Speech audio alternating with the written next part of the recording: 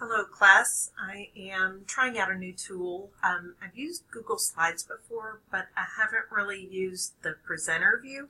So what I've done, or what it's done for me, has been to put a spot up at the top of this presentation where it says ask a question. If you want to jot down that link in case you do have any questions as I go through our Connecting Young Adults in Libraries, the Gorman and Solentrop text that we have. I'm going to cover chapters 1, 4, 7 through 10, 12 through 13, and just kind of hit on the highlights, but hopefully you've had time to do your reading and have covered some of the other topics that maybe I don't hit on. So before you take your quiz sometime this week, you will want to go back through your text. But we are going to focus today on young adults, connecting those 12-year-olds and up to 18. But we can kind of tweak as I go through this and look at school libraries, even at the elementary level. So that link, though, will stay up there, or if you want to jot it down in case you have any questions as I go through. Once you've accessed this screencast, and you've had time to do your reading, I'll go back and look at any of the questions that were presented, and I will put them in our discussion area of Blackboard. So to find the questions or the answers to any of the questions anyone has, sometime by the end of the week, if you'll click on discussions and find this first one, frequently asked questions, that's where I'll post any answers of any questions that come up through that link. So let's get started. So chapter 1 is on the philosophy of service to young adults, and I will say that the majority of this text deals with public libraries. I believe chapter 8 is one that focuses on school libraries, but we will be talking about school libraries and try to make those connections. So chapter 1 is on that philosophy of service to young adults. A quality young adult program is relative to your own opinion. If your students don't like it, then it's not going to be an effective program for your young adults. The golden rule is always put the customer first, same as in business. I may not get what the kids want or understand.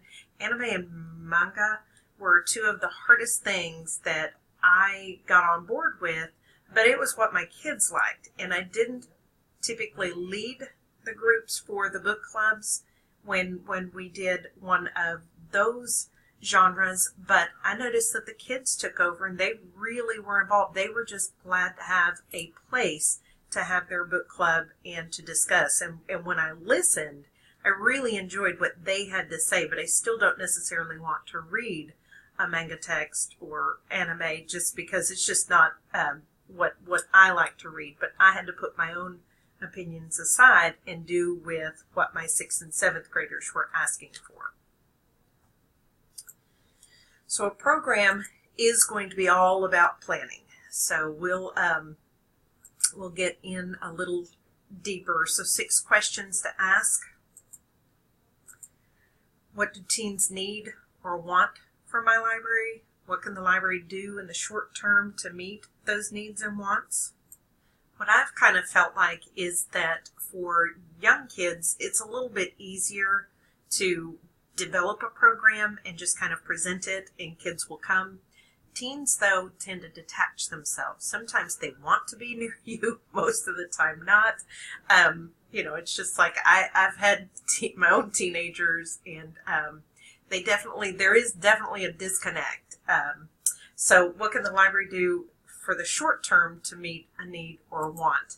I noticed with our football players, let me go through the 6 questions and I'll tell my story. What can you do in the short term? What can you do in the long term to meet the needs and wants? Can the library afford it? Is it a priority? With the administrators, what obstacles does your library need to overcome? And how do we know that the needs, wants have been met? So those are 6 questions to ask yourself when you really get started on a program. So let me back up a little bit. I've had book clubs in the past, and finally the year that the Brandon Burlsworth movie was coming out, Greater.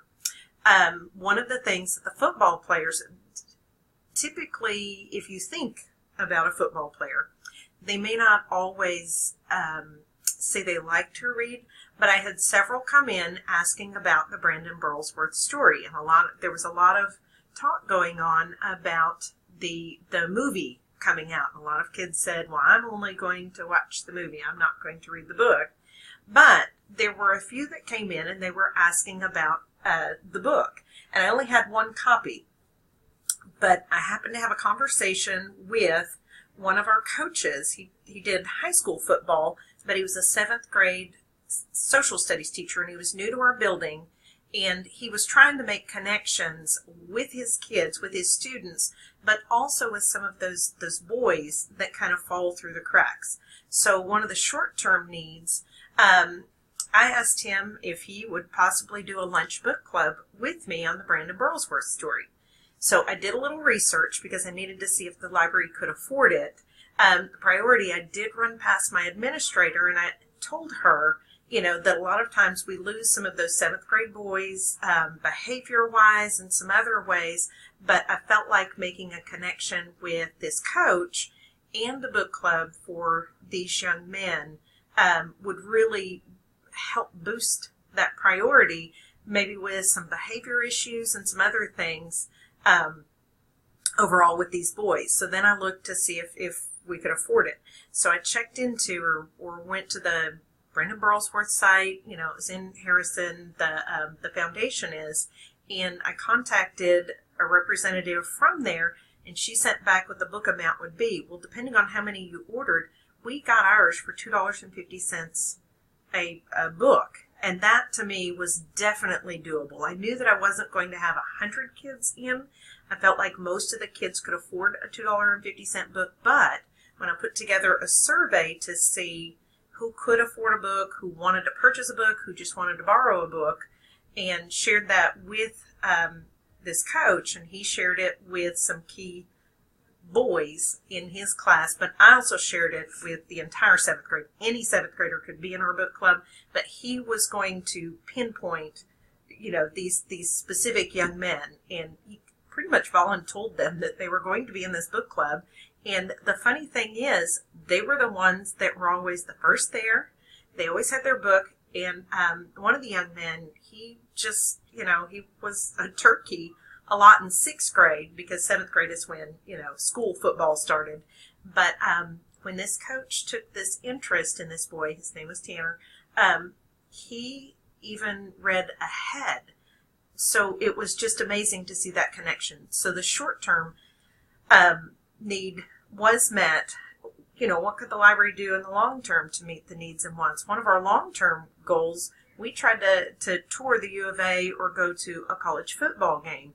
And that was something that, we were going to try to quickly get our book club done so that we could, get these boys reading and ready before the movie came out. But some of the long terms that we were trying to do was just to encourage that lifelong love of reading and to really make some connections. So we were looking at, getting some of these boys that maybe have never even thought about college into, a college football game.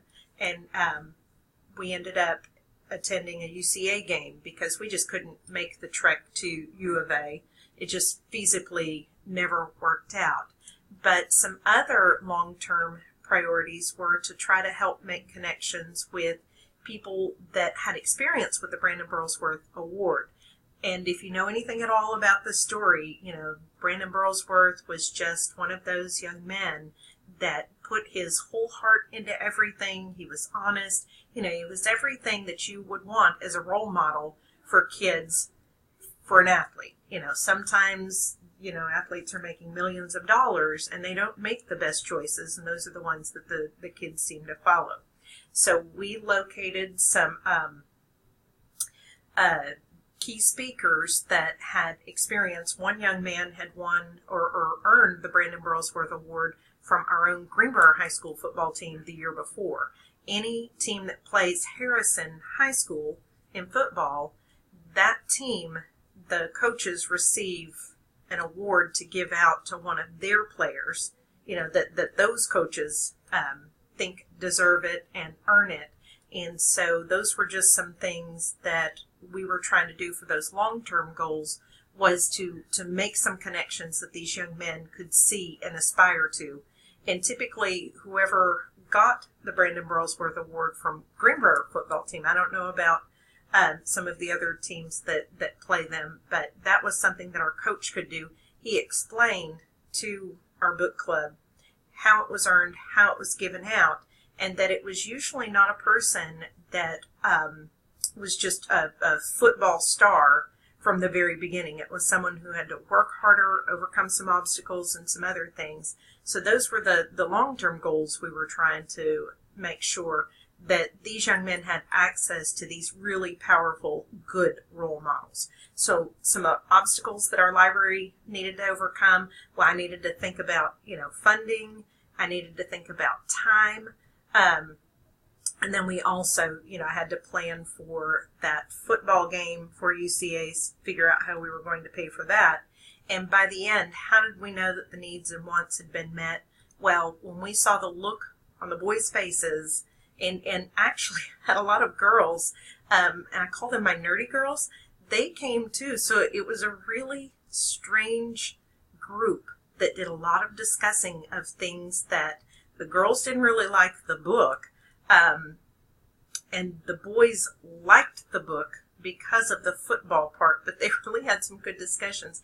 And it was really neat to see this program kind of take off, and you could even see some of the connections made later.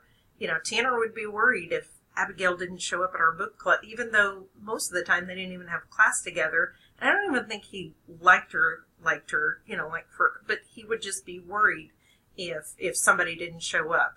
Or the group of girls would be worried if, Heath didn't show up and John Bradley, and they would say, should we go and get them? So I just found it funny that they made these connections over a book that both groups probably wouldn't have read, on their own for the most part, if we hadn't created that connection. So one of the things that the book said, and this was a quote on page 2, as a society, we are failing to offer our young people the solid footing needed to grow safely and successfully into adulthood. In almost every community, a library in a school or public setting can provide the foundations if the powers that be make serving teens a priority. And I think this is so true, especially of our community. I live in Greenbrier. Our town doesn't have a lot of community activities. There is a community center and a small public library, but we have a hard time offering kids a place to safely interact with one another. So we have sporting events, school-sponsored events, or they turn to their video games, I think. And so that is one of the things that in our town, the school library, we needed to offer some programs, because the public library, they offered things for young kids, story times and things like that. They did some craft things, but there just isn't the room that I had in my school library. And the community center, the kids would go there after school and shoot basketball goals and stuff like that. But they didn't, the community center itself didn't have the capability to monitor and police the kids if they didn't behave, and there weren't any structured activities. So it's just something that within our town, having some after-school programs were definitely necessary when I was at Greenbrier. So 6 key goals for connecting young adults and libraries. So libraries are committed to providing services that are suitable to the developmental needs of young adults and the principles of positive youth development. Libraries employ young adults or certified school library media specialists and train staff, members, volunteers, youth participants, and others to serve teens. Libraries should provide for the unique needs of teens as part of the library's general service responses. Libraries should set aside space for teens to use in the library's physical and virtual space, And that is one thing that the Conway Public Library, they revamped a few years ago and really set up kind of a neat teen space just, over in the library. And that's something that teens do prefer, is just to have their own space. Libraries develop unique collections of resources for teens and provide plentiful resources and enriching experiences to build and strengthen adolescent literacy skills.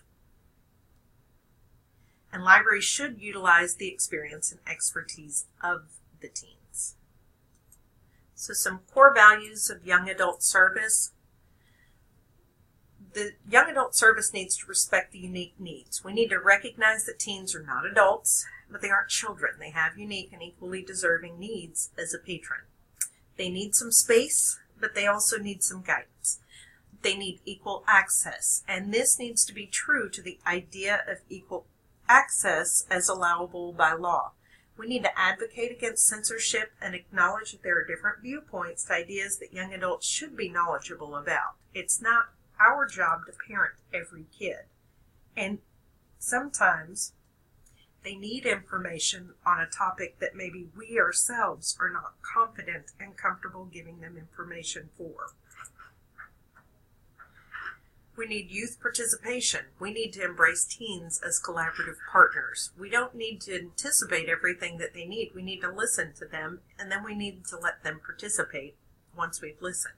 So we need collaboration. We need to collaborate with the young adults and those who share a passion for the same positive outcomes for teens. We need healthy youth development.